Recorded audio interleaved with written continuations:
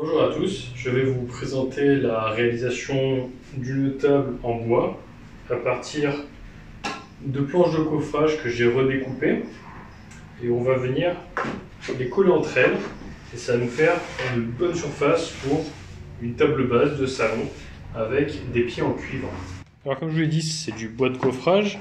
Il me restait 4 planches de coffrage. Donc ça coûte pas très cher dans un fournisseur du genre Castorama ou Leroy Merlin. C'est du bois non traité. J'avais 4 planches qui me restaient de côté. C'était des 2 mètres par 30 cm il me semble, par environ 3 cm d'épaisseur. Donc là, si vous avez vu ma vidéo précédente de la raboteuse Metabo, la DH330 il me semble, j'ai raboté déjà tous les côtés, donc du coup on a une surface qui est quasi lisse, idéale pour tout ce qui est collage.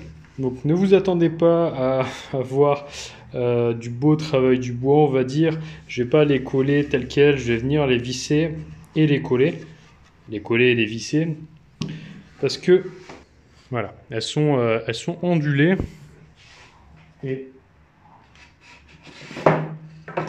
voilà. Elles ne sont pas droites dans ce sens-là, elles ne sont pas droites non plus dans ce sens-là. Donc, venir coller des planches comme ça va être assez compliqué entre elles, surtout que j'ai pas mal de longueur et je n'ai que 2 serre-joints qui peuvent faire la largeur. Donc un collage, ça va pas être envisageable. C'est pour ça que j'ai opté pour l'option de visser les planches entre elles. Pour la colle, j'ai utilisé une colle toute simple.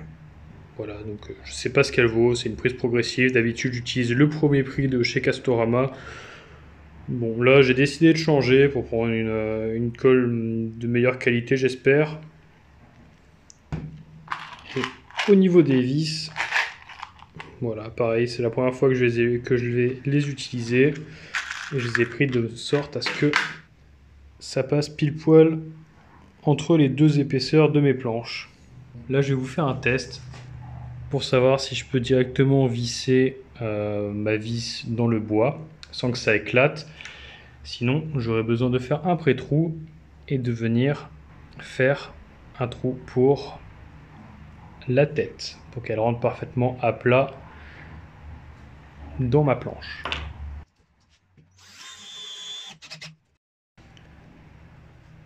Alors vous voyez, a priori, j'aurais pas besoin de faire de pré-trou.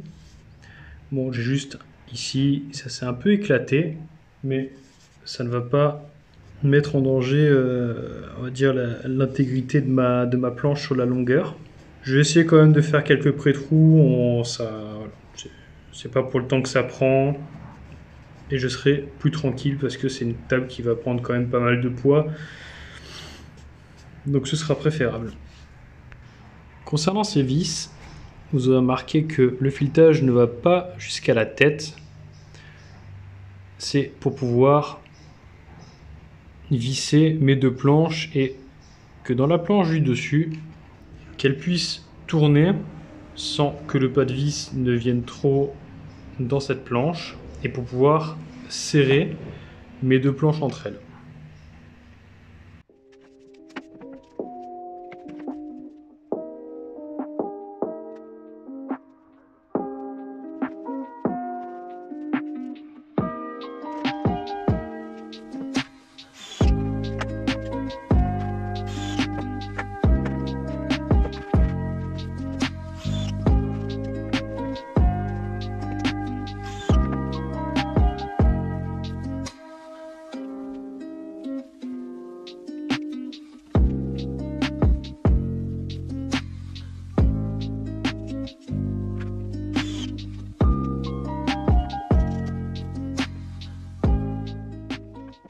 Pour la dernière planche, je vais venir percer des trous de diamètre que ce cylindre en bois et je vais venir cacher mes trous de vis avec.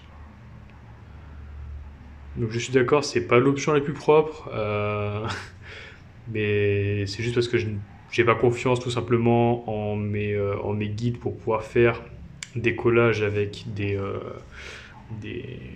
dominos en bois. Donc j'ai préféré rester sur quelque chose que je vais pouvoir visser, que je pourrais travailler de suite sans attendre que ça colle. Ça me plaît pas, la couleur est beaucoup trop différente. Du coup, ce que je vais faire, c'est je vais me servir de cette tête qui est faite pour venir extraire d'un morceau de bois un bout que je vais pouvoir mettre ensuite dans mes trous de vis. Vous aurez deviné la marque, hein, c'est une McAllister. Bon, vous voyez le plateau, je pense pas énormément non plus dessus.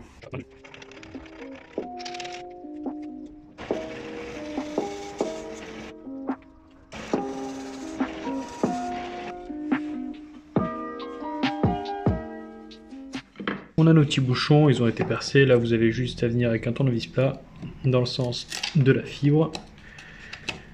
Hop, et voilà, vous avez un petit bouchon.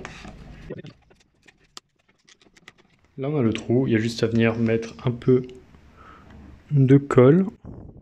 Voilà. Hop. Et comme ça, vous avez le sens du grain qui devrait normalement aller avec le sens de la planche.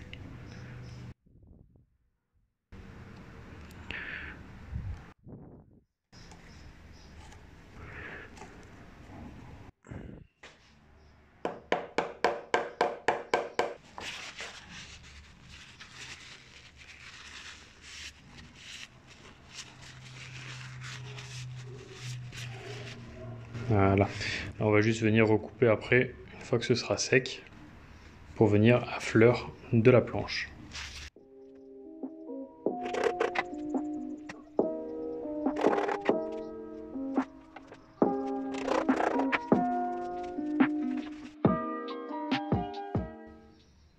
Déjà, là, vous pouvez voir que ça rend beaucoup mieux que là, ce qui a déjà été préfabriqué. Donc ça prend un peu plus de temps, mais c'est beaucoup plus joli.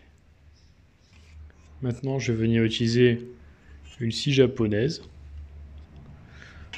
pour pouvoir venir couper mon petit bouchon. Alors une scie japonaise, c'est censé pouvoir s'utiliser comme ça, sans abîmer le bois que vous avez autour. Bon, alors ça, c'est une scie japonaise Parkside à 5 €. Ça fait le travail, mais voilà. Il y a mieux quand même. Alors je ne sers pas souvent des scies japonaises, mais normalement c'est censé éviter ce genre de choses. Donc ça j'ai reponcé, ça va partir. Donc c'est pas très grave, mais voilà, ça fait pas plaisir. Le plateau est quasiment fini, je vais juste passer un coup de ponçage sur la partie ici et sur la face visible. Le dessous c'est pas très grave. Je vais venir à la ponceuse orbitale avec un grain assez fin et je vais venir faire la finition. Alors c'est une petite ponceuse orbitale qui marche très bien pour le prix. Je vais mettre un grain 120 dessus, je vais voir ce que ça donne, peut-être qu'il faudra que je mette un grain un peu plus abrasif. Bon, on va commencer avec ça, je vais voir ce que ça donne.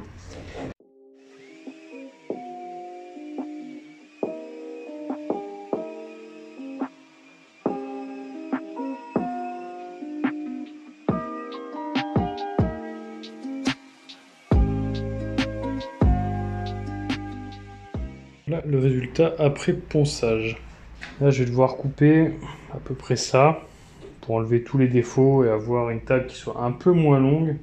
Parce que ça va vraiment être une table de salon, donc pas la peine qu'elle soit extrêmement... qu'elle soit aussi grande. Je vais pas vous mentir, c'est plat. C'est pas parfaitement plat, il y a des défauts. J'ai des fois, des petits écarts. Mais bon, comme c'est pour mon utilisation, c'est pas dérangeant. Et puis, je sais pas si vous avez vu, j'ai galéré pas mal sur certaines planches, j'ai été obligé de mettre des serre-joints pour les réaligner dans ce sens. Donc je pense que ça aurait été quelque chose d'extrêmement fastidieux avec des joints tout en bois et collés. Au début j'avais ces petites vis, je suis tombé à court de petites vis, voilà, parce qu'elles rentraient parfaitement entre deux planches. Après j'ai pris celle-ci, donc c'est pas le même diamètre, j'avais peur que le bois éclate, mais comme ce sont des autoforantes, j'ai pas eu de soucis, j'ai pas eu d'éclatement, donc c'est très bien. Le seul souci c'est que j'ai eu à 3 reprises une vis qui est venue se visser dans une autre, parce que pour le coup, hop là, pour le coup elle faisait bien plus que 2 planches, donc voilà. Il y avait des risques de chevauchement, ça m'est arrivé que 3 fois sur la moitié. Donc bon, c'est pas très dérangeant, on l'enlève, on passe à l'autre endroit. De toute façon, ça va jamais être ouvert, ce sera pas démontable. Donc ça me va très bien. Le problème que j'ai, c'est que je n'ai pas d'outil pour couper une épaisseur comme ça. À part celle-ci circulaire, en laquelle je n'ai absolument pas confiance parce que si vous pouvez regarder, voilà, il manque des dents. Ah bah du coup elle est pas vissée. Donc je n'ai pas du tout d'outil pour pouvoir découper sur toute la longueur. Donc je vais devoir l'amener chez quelqu'un. Parce que je n'ai aucune de mes lames qui fait l'épaisseur.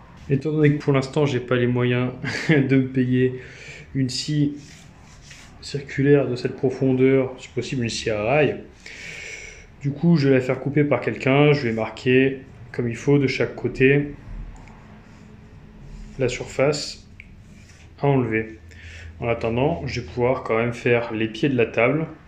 Je vous ai dit que je voulais les faire en cuivre, je vais vous montrer comment je les fais. Pour faire les pieds, voilà ce qu'on va utiliser.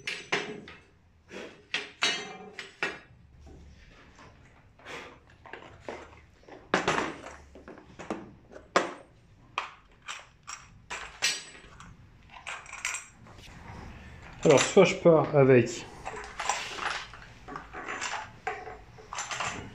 un classique comme ça, avec mon plateau qui vient ici et là ce sera le sol.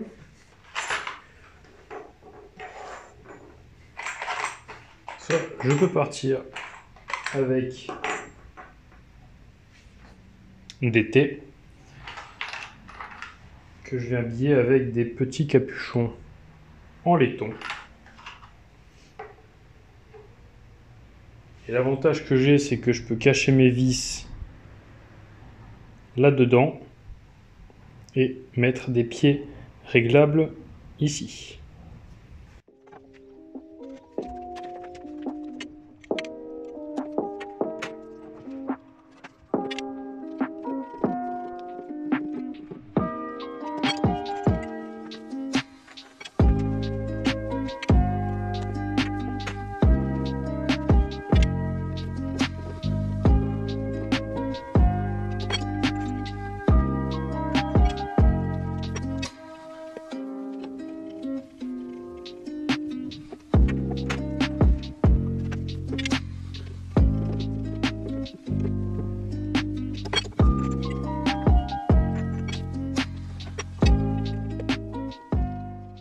J'ai fait les deux types de pieds que je pensais faire. Honnêtement, je pensais avoir une préférence très prononcée sur celui-ci. Mais maintenant que je vois celui-ci, je suis pris d'un doute. Surtout qu'il me reviendra bien moins cher que celui-ci. Bienvenue dans la partie la moins intéressante pour moi de la vidéo. Moins intéressante pourquoi? Parce que vous voyez toutes ces pièces. Voilà, pour chaque petite pièce, je vais devoir poncer toute la surface extérieure. Pour ces pièces, je vais devoir poncer la surface intérieure de tous les côtés. Pareil pour mes petits coudes. Et ici, je vais devoir poncer la surface qui va venir rentrer dans mes T et mes coudes. De chaque côté. Et ça, pour toutes les pièces.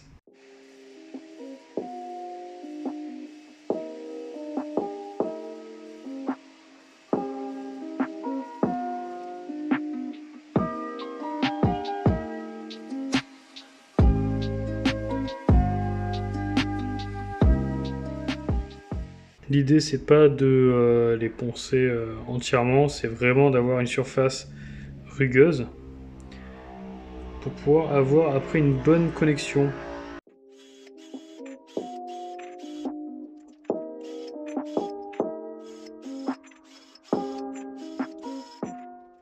Alors personnellement j'ai pas le matériel fait pour la soudure à l'étain, donc la brasure.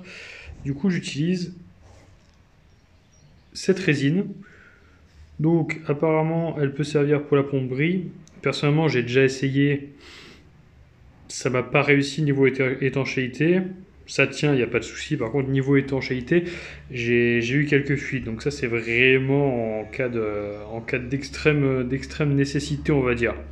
Donc c'est une résine, gants, le respirateur, parce que c'est une espèce de saleté au niveau des poumons. Vous voyez toutes les micro-rayures qu'on a eues. C'est ce qui va permettre aux deux pièces de bien s'emboîter.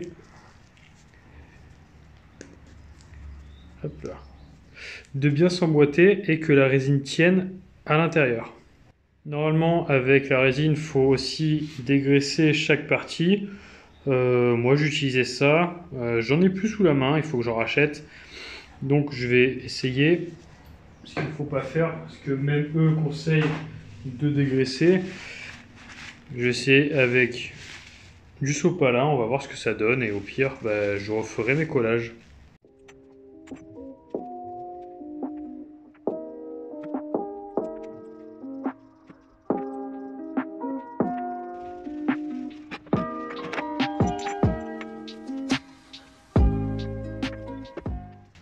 Voilà à peu près comment ça va rendre.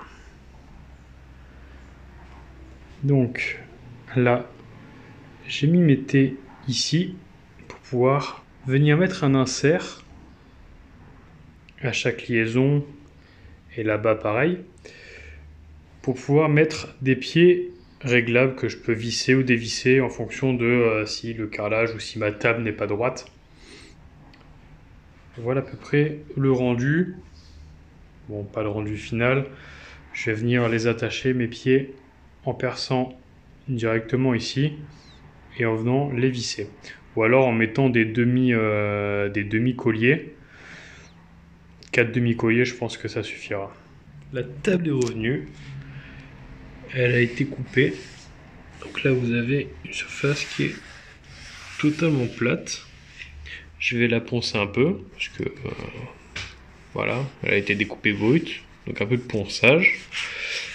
Et après, on va vernir tout ça pour la rendre imperméable, parce que comme c'est une table qui va servir aussi de table basse pour manger, ce serait dommage qu'il y ait du café ou quelque chose comme ça qui vienne l'attacher et imbiber le bois. Donc là, vous avez le setup